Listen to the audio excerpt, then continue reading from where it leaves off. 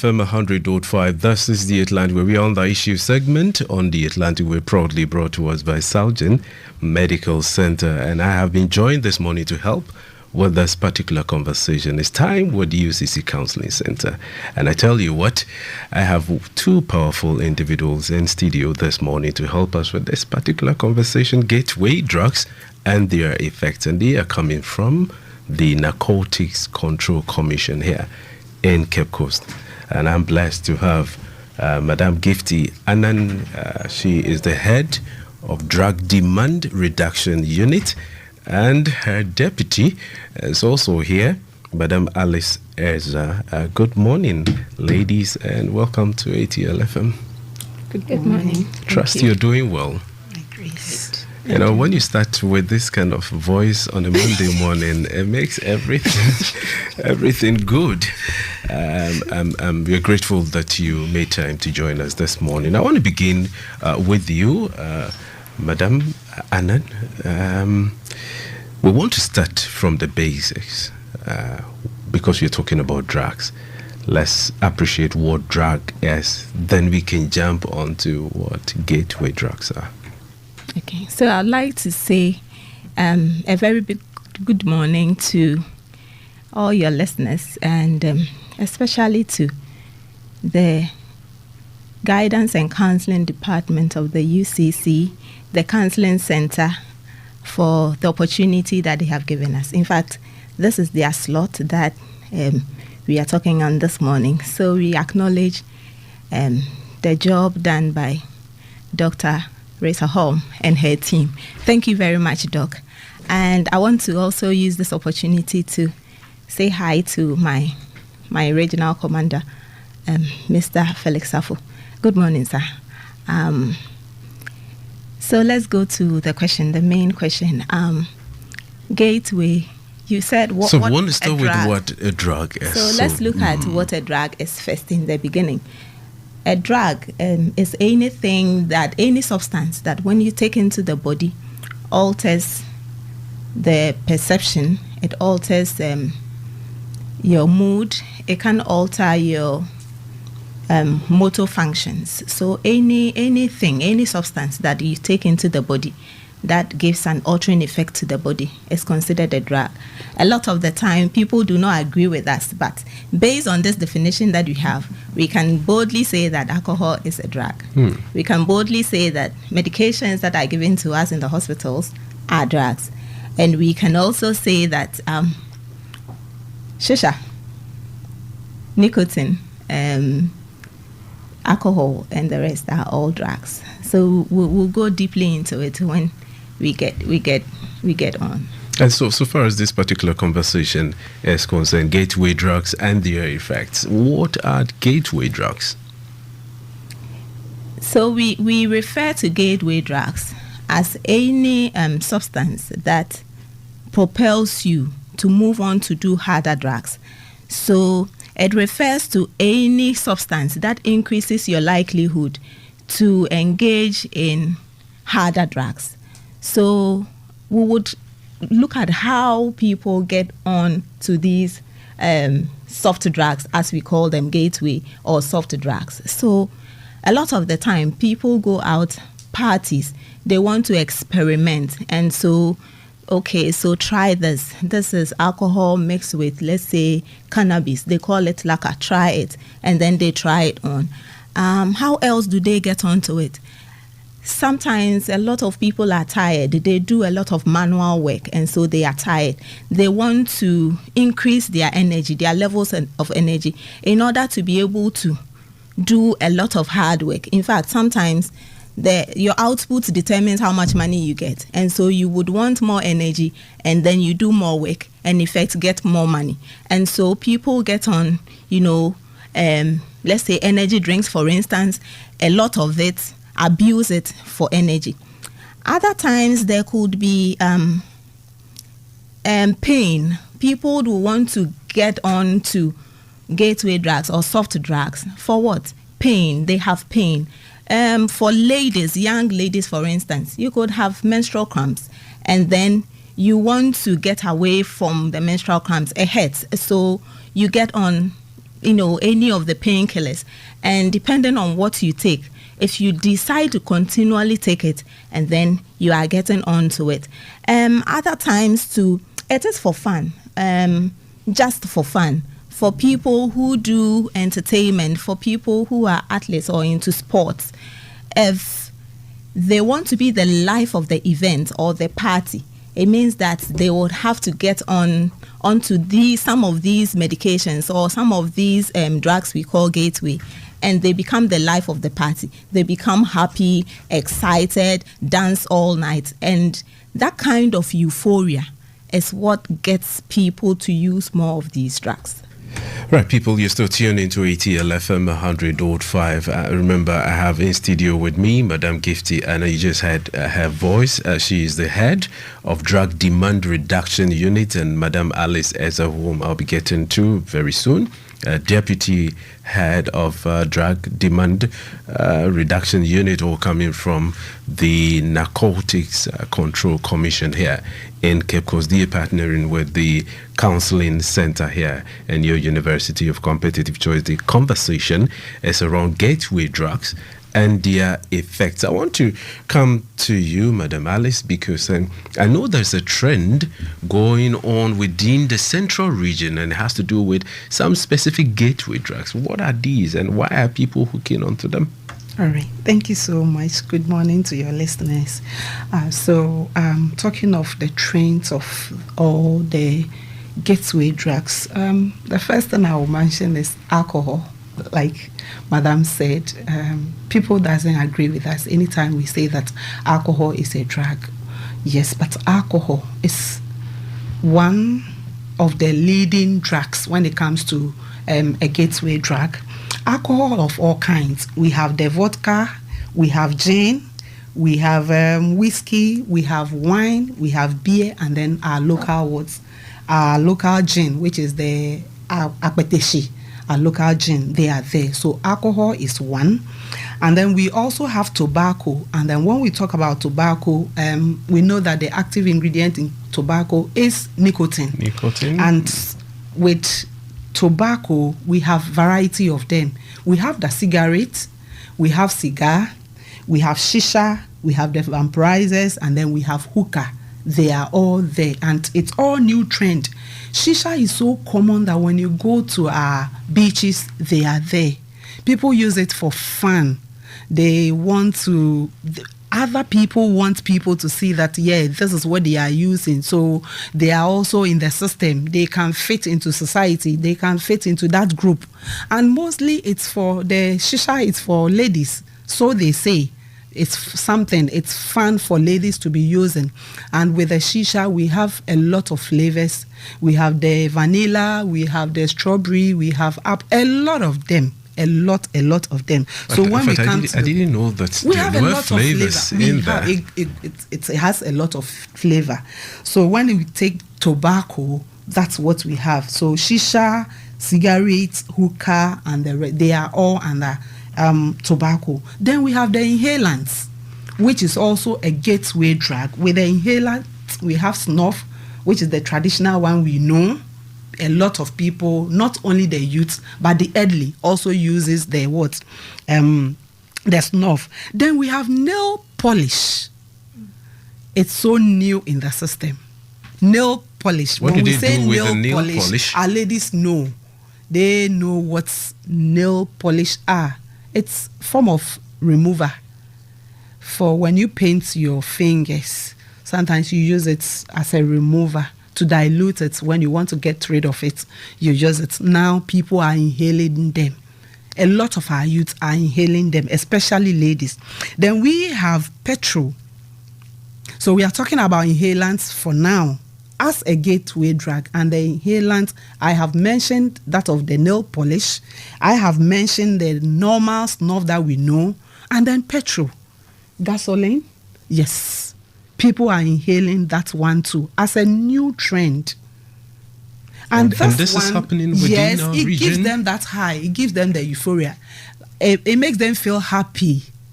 So that one too is there. Super glue, it's also there. And then we have carpenter's glue. called the turpentine or something. They are all there that people are also inhaling into their system. Apart from that, we have the painkillers, which is also a leading gateway drug. Painkillers. And when we talk about painkillers, we have a lot of them. We have Tramor for one, we have Petidine, we have morphine, we have codeine, Petinel, we have ketamine, a whole lot of them, a lot of the painkillers. And these ones, in fact, when you look at these ones, it's more of the working class, especially our people at the health facilities. They are into it. And then ladies also, especially when it comes to the Petidine and then the Tramor. We know that these drugs, they are, as we are saying, that they are painkillers for acute and severe pains, or for somebody who has undergone a surgery, they give it to them. But what happened? You see most of our ladies that have this menstrual cramps, this menorrhea, you see a lot of them getting hooked onto. You use it for some time and then you can't go out from it. And then with Petidine and then ketamine, our health workers, they are more into it. So it's also a gateway drug that if you keep on doing it, it will get to a point that you can't get out from. Then we have performance enhancement drugs. We call them PEDs. And here we have ecstasy here. Ecstasy, we have caffeine, we have energy drink, and then there is something new in the system called the nitrous oxide, popularly known as the laughing gas. The laughing gas. But nitrous oxide has been in the system for so long, but its use, illicit use, we may say that is quite recent because the anesthetists will use it in theater to, as it were, induce anesthesia, and then so the surgery can go on. But because of the I'm interested in that, why people are using nitrous. And now, yes, Madam Alice. Let me add something to what Alice is saying. So for the laughing gas, popularly known as the balloon, it is in the hospitals already. It's a sedative. And so for mild surgeries like dentistry, like your tooth has to be removed, they would use the laughing gas, nitrous oxide, for you to be sedated. And these days, at the parties, you would see, and in the clubs, young people get hooked onto it. Like they use the balloon and they get out of their cells. They lose sight of their environment. It's a mind-altering. And they get some sort of euphoria. Of course, you get a kind of euphoria, and it's exciting. It makes them happy. Of course, the name suggests what it does. It makes you happy, and it affects the brain system. In fact, when it gets into your brain, of course, something that is used in the hospital. In the hospital, you will be monitored. The doctors are there to regulate your heart pressure and all that. But out there at the club, out there at the event or at the party, who is there to regulate anything? And so they take it, and because it takes them off their current environment, they're excited, they're happy just for a short time, and then it gets out of your body. As soon as it gets out of your body, because of the excitement that it's giving you, you would crave for more. And when you have those cravings, it means that you will have to. And so you keep at it, and then before you realize, there have been instances of people who are unable to walk. It has affected their mobility, and they are now sitting in wheelchairs, undergoing rehabilitation to bring them back to normalcy. You are with the Narcotics Control Commission. How early, sort of age-wise, do people start engaging in these gateway drugs? So from our interactions, we do a lot of sensitization in schools, in churches, and corporate institutions. But with our interaction in schools, we realize that the average age, I can say, is 12. 12 years? 12 years, because even before SHS, people have started out before they get to SHS. And so we've had instances of young people giving us information about when they started. And so even before SHS, even before JHS, they have tried. Their first time use is before JHS. And so I can say 12 years. How does addiction to gateway drugs propel users to harder drugs? Yes, Madam Gift. Well, so let me take a clear example. Painkillers. A lot of the painkillers are analgesics, and they are opiates. So when you take it, of course, even in the hospital, when you are given that kind of medication, you are given strict instructions. You cannot drive. You will be sedated, and so you have to be monitored. You get out of your skin or your body, and so you sleep. But at the hospital, you are monitored. You get confused. Doctors do not want a confused person to be doing any work. You get confused. You are not conscious. And so in that kind of state, if somebody abuses it, not in the hospital, the person becomes excited. Or for all you know, the person already has an issue. Maybe his grades didn't go well, and so he's thinking, my mom is going to scorn me, and I'm going to be in trouble. And so they want an opportunity to get off that situation. And so they get into this. As soon as you get into this, opiates are very addictive. Between 4 to 8 weeks, you are hooked onto it. As soon as you want to stop, then the withdrawal symptoms come in. The withdrawal symptoms are so harsh. Sometimes you have cravings, sometimes you have confusion, a lot of unpleasant situation. You have a fever, you have diarrhea, and you want to get out of that withdrawal. So what do? You go back to it again, obviously. And so in getting back to it, you are getting hooked onto it by the day, unconsciously. You know, I mean, that brings into mind, because I've seen people who are really addicted to these opioids, and they crave for, and when the time comes and they're craving, it's pathetic. It's something that one wouldn't want to even start. Because once you get to the point, they can spend heaven and earth on getting some of these medications, and they borrow from everybody and all that. So it's, and I'm glad that we're doing this, so we're having this conversation today. People, you're still tuned into ATL FM 100.5. This is the issue segment on the Atlantic Wave, proudly brought to us by Salgen Medical Center, the best medical center equipped with ultra-modern machines with specialists ready to help you with your health problems. They offer comprehensive eye care service, eye surgeries, laser procedures, dispensing of spectacles, ear, nose and throat treatment, state-of-the-art nasal endoscopy, otoscopy, and laryngoscopy. I tell you what, with Salgen, they have specialized staff such as ophthalmologists, opticians, and specialized doctors with experience in other fields with both international and local exposure. You can find them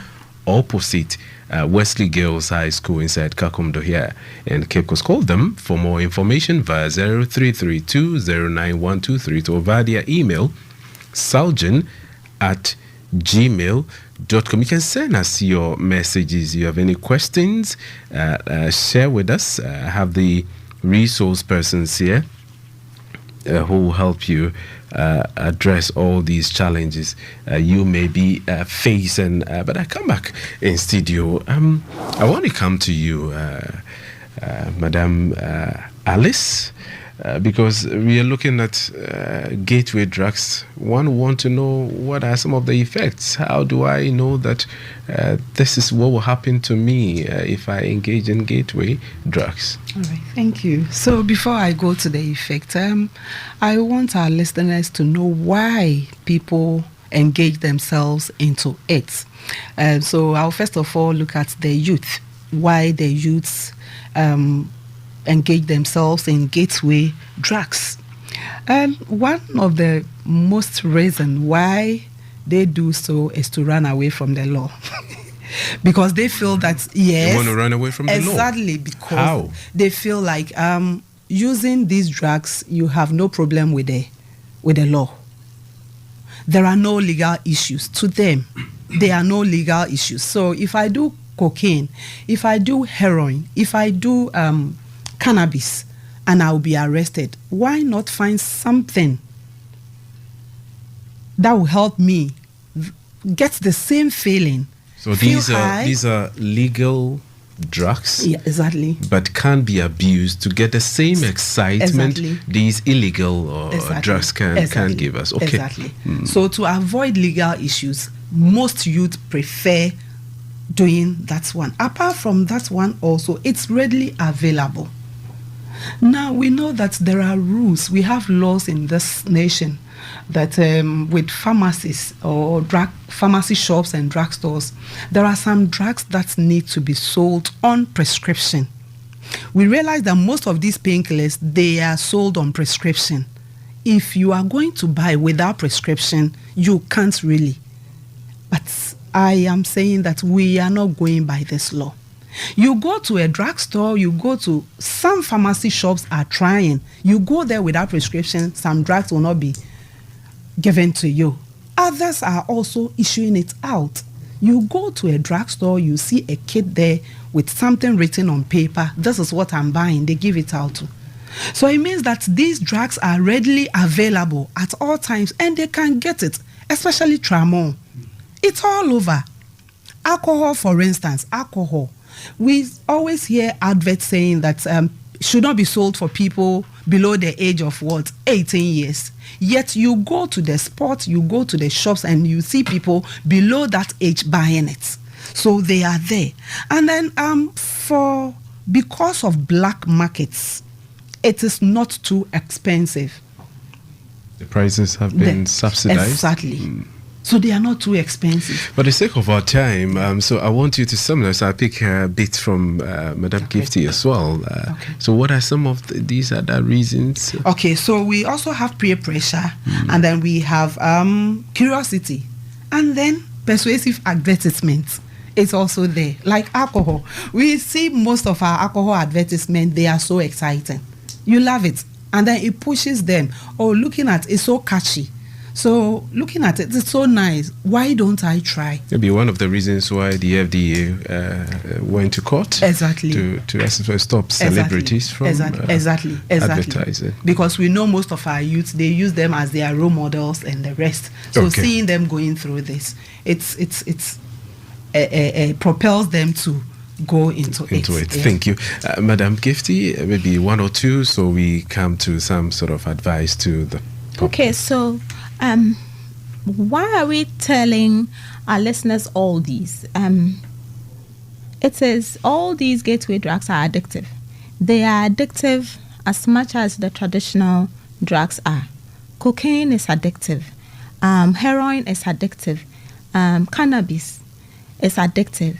And so when we talk of these gateway drugs, we are talking about the various painkillers, inhalants. We are talking about the performance enhancement drugs. We are talking about the party drugs that they use.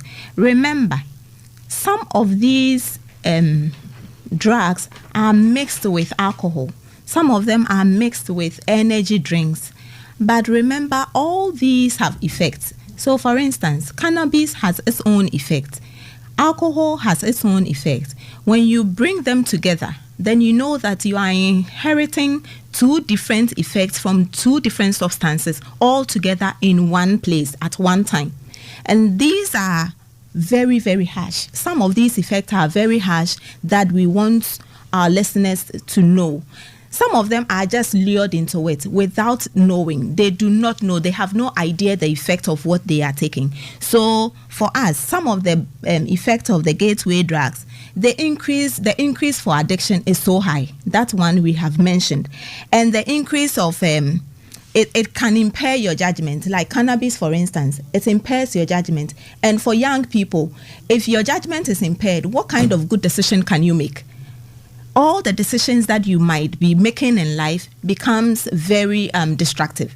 And so for young people to be able to make informed decisions, then they should stay away from these drugs.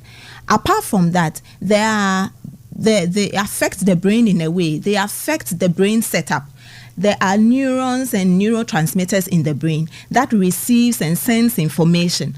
But some of these drugs, they attach to some of the neurons in our brain so that it creates a situation, a bad situation. It messes up the brain formation. And when your brain formation is messed up, then you are getting, we cannot say you are absolutely out of mind, but something goes wrong somewhere. You lose control. Exactly. So we're ending the conversation. I want to pick Madam Alice. I want to begin with you, then I end with your boss. Any advice to young men and women out there, caution to them in about 30 seconds? All right. So the message is that we should not forget the fact that these things, addiction is a problem. And the gateway drugs, if you keep on doing it, you will graduate to the hard ones. And once you graduate to the hard ones, possibility of you getting addicted to is a problem. And we know that addiction is a disease. Addiction cannot be treated. It can only be managed. And that is the more reason why we don't even want you to get to that stage where you would have to manage the situation. Staying away from it is the best solution. Thank you. Madam Alice? Just to add to what Alice just said, addiction is treatable, but in Ghana, it is not a part of our NHIS. Your NHIS cannot cover your mental health issues and your rehabilitation. And so, since it is expensive, and you might not be able to afford it, it's always better that people abstain. And enough of the fun, enough of the experimentation, enough of the curiosity, because they say curiosity kills the cat. It might eventually kill you. We do not want you killed. We want you alive. And on this note, I would again want to thank the counseling center for their good job. And Wednesday, it's 26th of June, and it's the World Drugs Day. We would suggest that on that day, as we are propagating and talking about gateway drugs, we urge everybody to stay away from drugs. And on Wednesday, we'll be here again to speak more about the effects and dangers of drug abuse. Thank you. We are grateful for your time. You just heard from Madam Gifty and then the head of Drug Demand Reduction Unit, and Madam Alice Erza, Deputy Head of Drug Demand and Reduction Unit, all coming from the food. I beg your pardon, why am I talking about food? The Narcotic Control Commission is being the issue segment here on the Atlantic Wave. Thank you, and for your attention, we are moving on to some other bits on the Atlantic Wave. Stay with us.